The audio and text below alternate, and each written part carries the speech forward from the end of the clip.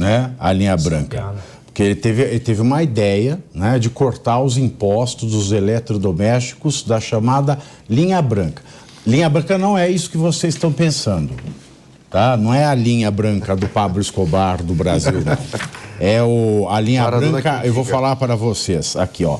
Geladeira, fogão, micro-ondas, refrigerador, ar-condicionado, forno elétrico, cafeteira, torradeira, aparelho purificador de ar, máquina de lavar roupas, secadora de roupas, tanquinho, máquina de lavar louças, adegas e frigobares. Essa linha branca, hein? Não é sexta-feira, não é a linha branca da sexta-feira, não. Bom, essa ideia tem enfrentado uma forte resistência da equipe econômica do governo. Na Fazenda, o ministro Fernando Haddad disse que deve discutir o tema com o presidente, mas internamente a avaliação é que ele não gostou da ideia.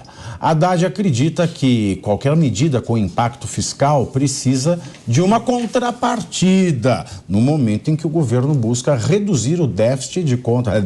Quer reduzir o déficit? Esta é boa. Para as contas públicas ainda esse ano e zerar em 2024. Já a ministra do Planejamento, a Simone Tebet, mas também, gente, o que vale a opinião da Simone Tebet? É para constar, né? Tinha espaço no jornal sobrando para escrever isso aí. Criticou publicamente também. O que vale isso aí?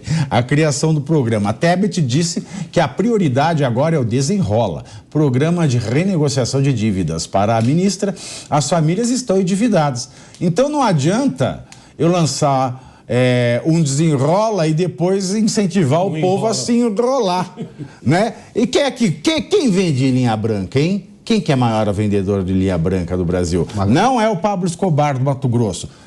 Magalu? Maria Luísa, do Conselhão. E quando ela foi ao Conselhão, a Janja também foi, sabe por quê? Ela queria saber o que Maria Luísa estava trajando. Olha que ela falava que... E tem o crediário, querido. Tem o crediário Magalu, querido. Porque mais do que vender a linha branca, é ter o crediário. Aí ele vai vender geladeira. Tá todo mundo dizendo que vai subir alimento. Olha. Aí vai pôr geladeira para não ter comida. Fogão, para não ter dinheiro para pôr gás. Né? Porque já tem carro sem dinheiro para pôr gasolina e etanol. O Brasil vai para frente agora. Eu não sei se o Bruno viu isso agora na Venezuela, enquanto ele estava fazendo o documentário dele. Maravilhoso. Parabéns, viu? Espetacular. Mas olha que coisa curiosa. Hugo Chávez, por isso que eu perguntei se viu agora. Hugo Chávez, na época em que ele estava querendo seduzir a sociedade para ter acesso a determinados bens de consumo, ele fazia verdadeiros espetáculos com palco e botava ali geladeiras, fogões e enchia geladeiras de iogurte, suco e leite. Aí ele dizia assim: venham aqui ver, este aqui é o iogurte do socialismo. Aí vinha aquelas crianças morrendo de fome, sabe aqueles shortzinhos rasgados, tudo. Aí ele passava para todo mundo. Aí dizia: agora todo mundo terá direito a uma televisão e a uma geladeira socialista. Ele falava isso, ele fazia esses discursos. Eu não sei se o Maduro faz isso agora ainda. Está fazendo. Ele fazia. De onde vinham essas geladeiras? Da China. Os chineses entregavam as geladeiras, entregavam os eletrodomésticos, entregavam tudo para eles e recebiam como pagamento petróleo. Por isso o custo era barato. E ele poderia fazer desde doações até crediários lá embaixo, porque era subsidiado com o petróleo do povo venezuelano. E os chineses estavam na deles. Os chineses não faziam isso porque eram monstros. Os chineses estavam cuidando dos interesses deles. Olha que coisa curiosa. Uma grande magazine e um eletrodoméstico que podem vir de algum lugar. Eu não sei de onde virão. É só tentar, para quem não é para quem acompanha e não entende, porque as chamadas são sempre bonitas, né? Não as chamadas aqui, as chamadas do Lula são sempre bonitas. Vão baratear para os pobres que não têm acesso a determinado item.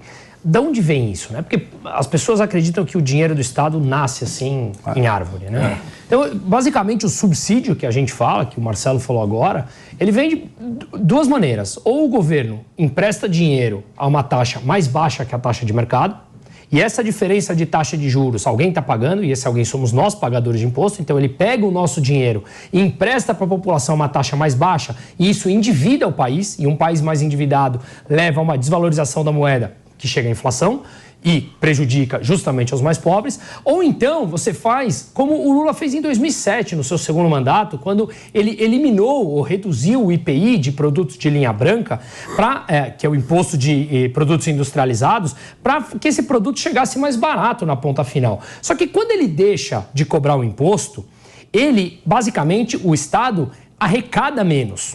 Quando ele arrecada menos, ele vai subir o imposto de outro lado, porque, obviamente, o PT...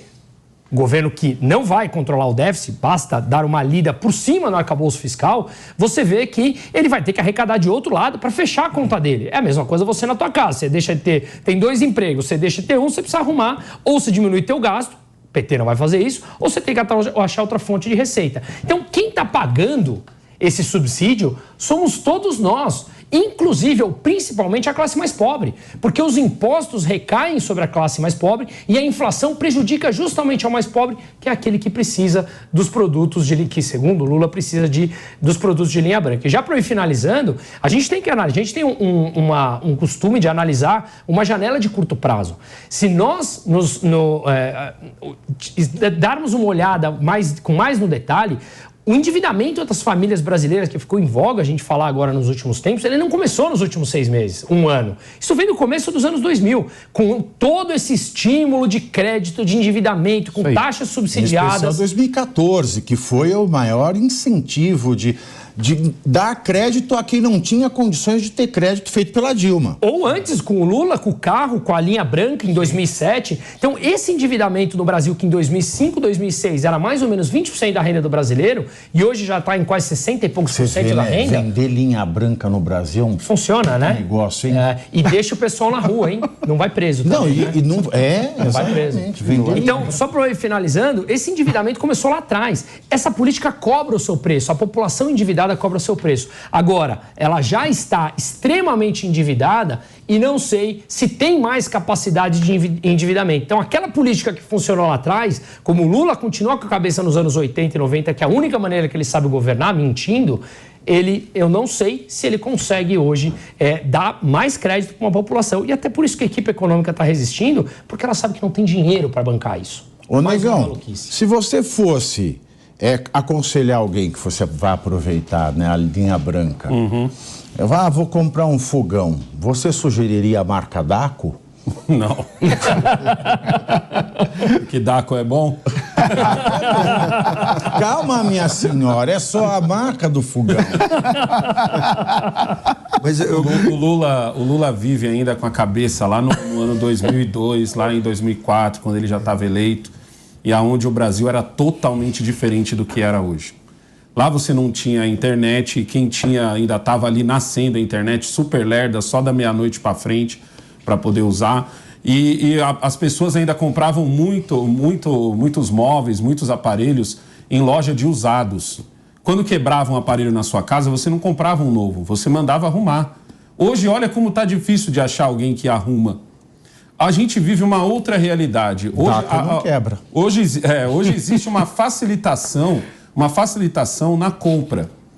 Então, esse tipo de programa não anima mais o brasileiro. É igual o programa agora dos carros. Ele abaixou e, tipo assim, a adesão foi muito pouca.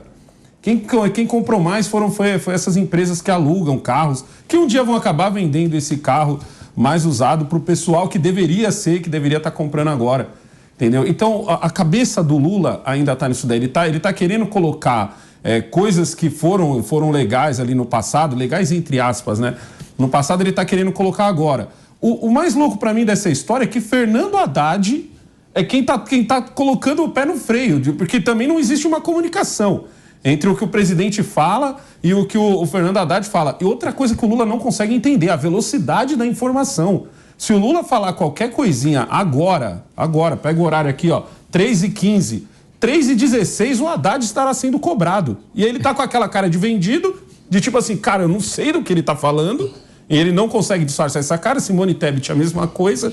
O ministro fica naquela dúvida de será que o presidente falou mesmo? E se ele falou, que resposta eu dou agora? Porque eu também não posso carimbar que vai, porque daqui a pouco vão me cobrar. Porque é isso.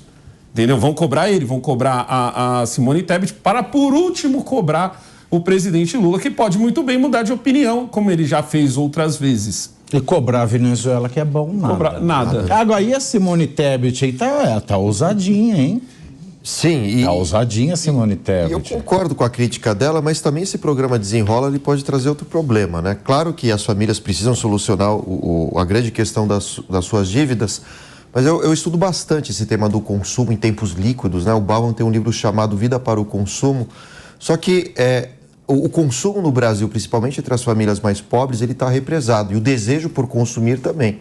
Então, se as famílias resolverem, aparentemente, né, essa dívida que tem já há algum tempo, automaticamente elas vão sair gastando mais e de novo. Ou seja, vão sair de um buraco para entrar em outro. E essa é uma tendência de um mundo, né, toyotista, da obsolescência programada das mercadorias, né? Então a tendência é que isso vire uma bola de neve. Então, de nada adianta fazer uma política como essa, do Desenrola, sem uma educação de economia familiar, doméstica, né? Então, isso é mais incentivo a um consumo irracional e que tende a colocar as famílias cada vez mais no buraco, né? Então, sair de um buraco e entrar no outro. É uma falta de lógica, né? Ou seja, só se está olhando o interesse imediato, político, né? Uma aparência econômica. O Brasil é uma suruba. É uma aparência. Então. É uma aparência. Sai de um buraco. A lógica é só do poder. Né? A lógica como é que é? Quando o Lula levou a eleição, quando o Lula levou a eleição, eu lembro que eu falei pro pessoal, assim, na live que eu estava fazendo do dia da eleição, eu falei assim, gente, beleza, perdemos, baixa um pouco a bolinha, certo? Um governo do PT, ele é muito simples. Quem sabe fazer dinheiro, vai fazer dinheiro. Quem sabe fazer dívida, vai fazer dívida. Porque mais cedo ou mais tarde, o Lula vai achar algum jeito de fazer aqueles programas que ele fez no passado. O problema é que agora a gente está vivendo uma outra época.